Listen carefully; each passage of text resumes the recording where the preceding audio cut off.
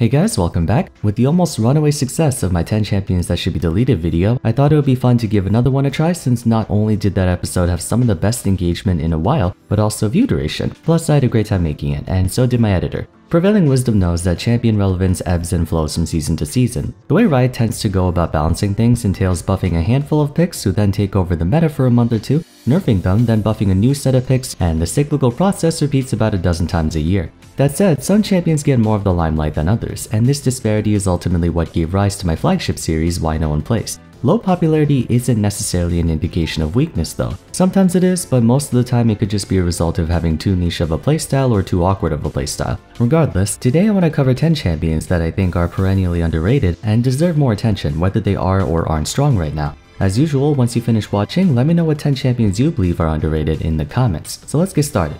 But before we continue with the video, a very special shout out to everyone's favorite sponsor, Raid Shadow Legends. They're back to take over my channel for a day. They recently added a bunch of new content to celebrate their 3rd year anniversary with a ton of special events and activities, namely the Doom Tower and endgame dungeons sprawling over 120 levels with a plethora of bosses. Also, the Forge Pass Season 3, which is a ton of amazing rewards on offer, including a limited edition artifact set. Alongside that, Raid is bringing out some new champions like the legendary version of the Death Knight called the Ultimate Death Knight. If you log in and play Raid for 7 days between now and October 27, you can obtain him for free. Also, if you use the promo code DKRises, you get a bunch of free items to instantly level up the new guy to 50, 5-star Ascension. If you feel like giving Raid a try, feel free to use the QR code on screen or use my link in the description and you get a ton of free bonuses totaling $30, which includes the free Epic Champion Vergis, 200k silver, 1 energy refill, 1 XP boost, and 1 ancient shard. Now's as good a time as any to get started. Thanks again to Raid for sponsoring the video, but for now, let's get back into it. Okay, first on the list, and once again this isn't in any particular order, we have Sejuani. Ever since her reign of terror during the tank meta spanning seasons 5 through 7,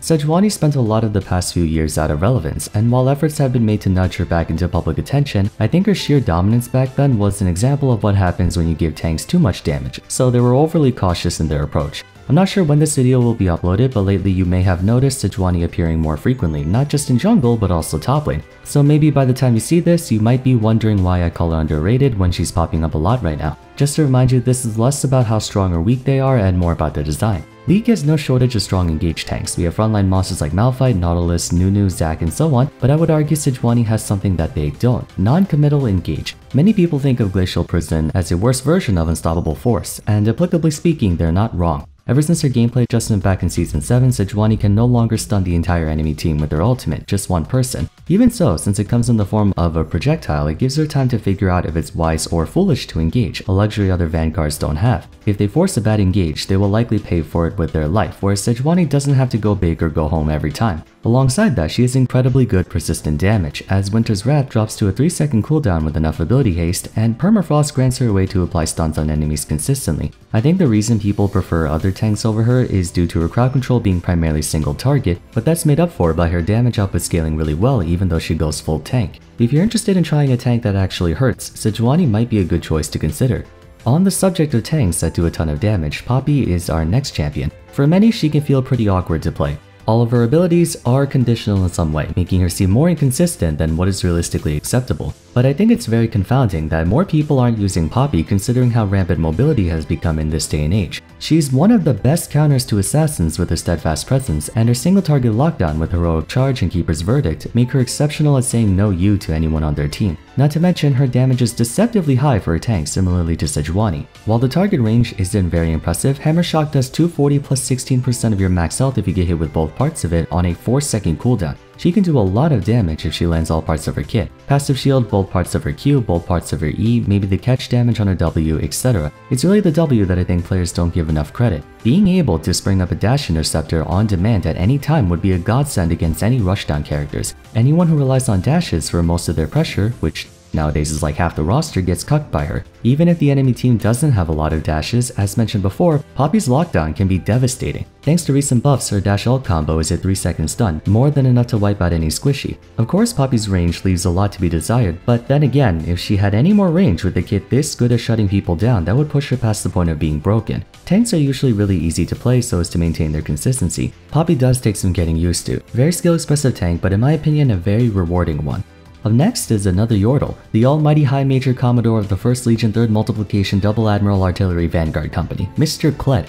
Definitely not your typical diver and skirmisher, but if played correctly, he can be quite the menace to society, more than he already is. What turns people away from Kled is mostly how uncontrollable he is, which, while fitting to his whole theme as a bad crazy motherfucker, is understandably not something you can rely on. Violent Tendencies activates involuntarily when coming off cooldown, so if caught with your pants down, you lose a ton of DPS. The fact that Kled dismounts under a set amount of HP is also a bit annoying. Not that he's completely worthless without Scar, but considering you have to damage a champion, I believe, 6 times to remount, if you get forcibly dismounted while Violent Tendencies is down, your chances of survival greatly diminish. Lastly, with his ultimate, if you cast it, you can't cancel it. It's all or nothing. He's just a really volatile champion, so why do I consider him underrated? Remember what I said earlier, definitely not your typical diver and skirmisher. The main weakness of divers is that barring a few exceptions like Irelia and Camille, they're very burst oriented, as in they bet all of their chips on their primary engage. If that fails, there's not much else they can do. The main weakness to skirmishers is that while they have incredible persistent damage, they're not the best at getting and staying in range to do so. Kled is arguably the only skirmisher who can engage as hard as a diver. Granted, you have to overcome the janks of this kit, but if you manage to get a good handle on him, he can be a monster to deal with, especially if the enemy team has no disengage or defensive measures like exhaust. I'm aware the current support meta favors enchanters like Janna, Renata, and Zillion, so Kled may seem underwhelming right now, but in his defense, his low representation gives you an advantage at matchup checking your opponent. So even if the enemy team does have defensive peel, if they don't know how to use it against Kled, you'll win anyway.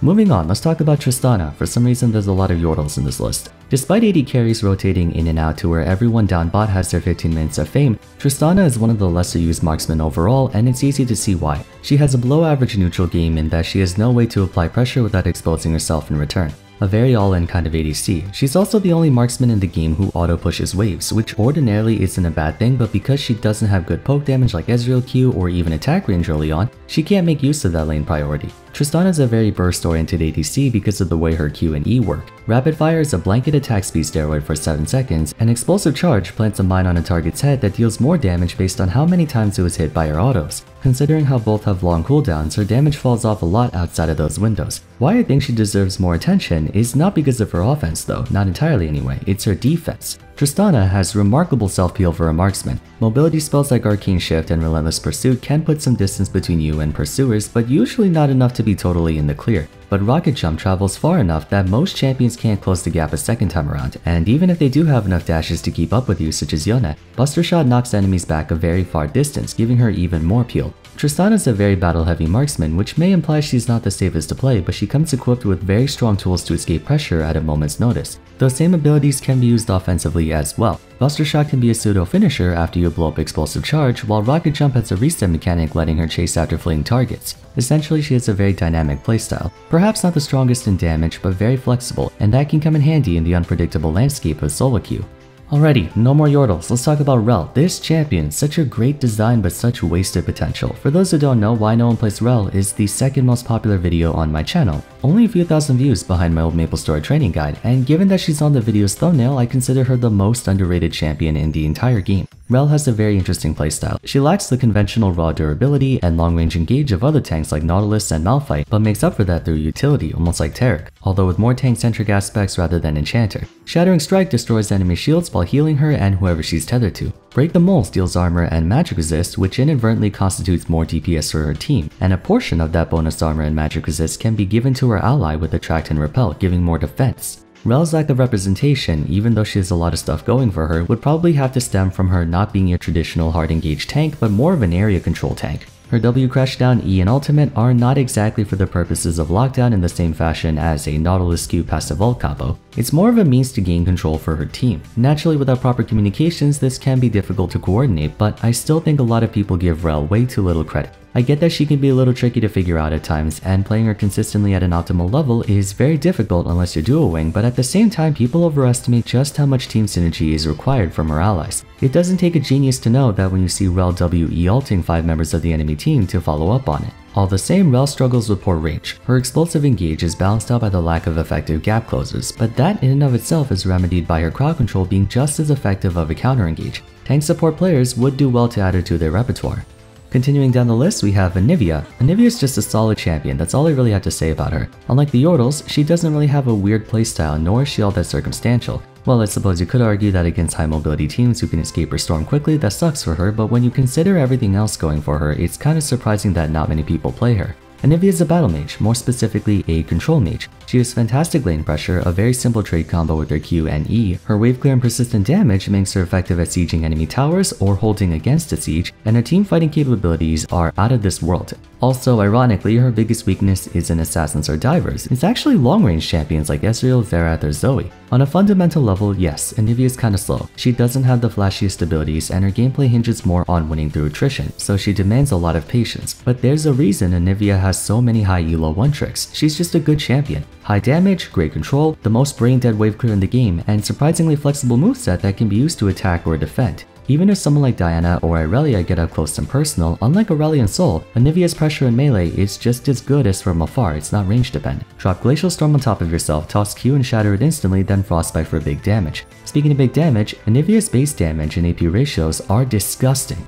Her E is a 4-second cooldown ability that does 300 base plus 120% AP when empowered, and it's very easy to get an empowered Frostbite off. There's nothing that special about her, she's just a good champion. Boring? At times, but I mean elo is elo.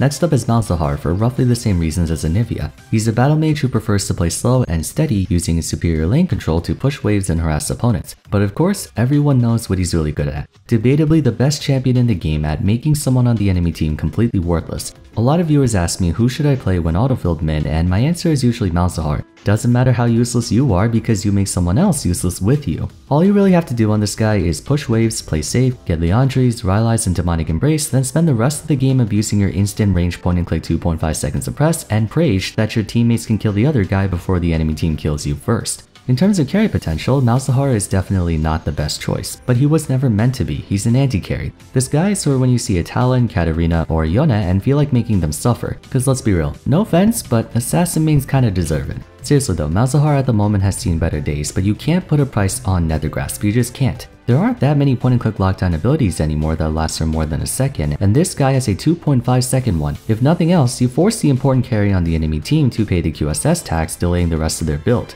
Do I think it's healthy? Absolutely not. Malzahar's design is inherently very degenerate, or rather his ultimate is degenerate, but this is League of Legends we're talking about here. Degeneracy runs the world, so to defeat the degenerate, you must become the degenerate. Alright, we have 3 more to go over and the video is running kind of long, so I'm gonna speed it up. Vi is up next. She received a major boost in exposure thanks to Arcane last year, but sadly that exposure didn't translate to long-running loyalty, as she's still a rather underused champion. A lot of that has to do with her straightforward one-dimensional playstyle. Her ultimate is one of the best engaged tools in the game, and with Vault Breaker she can gap close on you from a full screen away. But as I stated earlier with Kled, most divers don't have enough damage to finish the job unless they're really fed, and Vi is very much like this. Oh, make no mistake, she hits like a truck, but she can only focus on one champion at a time. If you compare her to other hard-hitting divers like Hecarim, Wukong, or Diana who can myrtleize entire teams, or big tanks like Nunu, Rammus, and Zac with way more durability and disruption, it can feel kinda disappointing to play Vi. I feel like too many people disregard the importance of point-and-click lockdown these days though. Everyone has become so fixated on explosive damage that they've forgotten just how effective making someone on the enemy team useless is. Not that I blame them, we've been in a damage obsessive meta for the past like 5 years, and are only just beginning to renew our appreciation for tanks and crowd control. But yeah, she's got fantastic single target lockdown. She may not have the same kind of 1v9 potential as someone like Yone, but you can trust that she'll make sure the enemy ADC or assassin will be complaining in all chat the entire game. Very easy jungler to pick up as well. I recommend her to anyone who's trying to learn jungle and wants a good mix of power, speed, and survivability. Up next, all rise to the honorable, the noble, the courageous, the masculine, the Mantheon. Stand back up and never be defeated. Mortality can only be severed by the spear's edge. I will remember your name and shout it to the heavens. Even impaled on a blade, I will press forward. The blows of gods cannot shatter the world. If they strike me instead.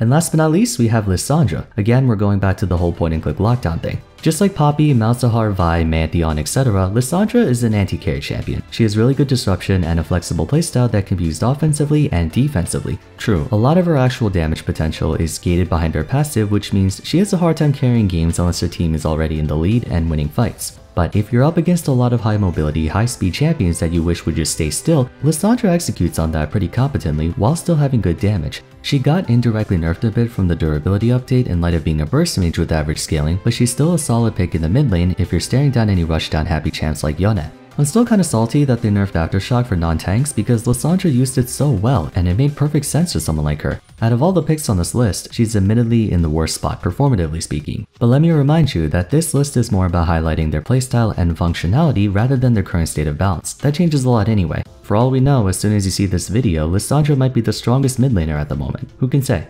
Alrighty, that wraps up the list. Feel free to share in the comments what your own list of 10 underrated champions would be. And if you like, I can make a list of 10 overrated champions after this one. That might be fun. For now though, if you enjoyed the video, I'd appreciate it if you could leave a like and subscribe. Consider following me on Twitter at Vars, joining my Discord server, and checking out my previous top 10 episode on champions I personally want to see deleted if you haven't yet. Till next time though, thank you all so much for watching, and I look forward to seeing you again soon. Take care.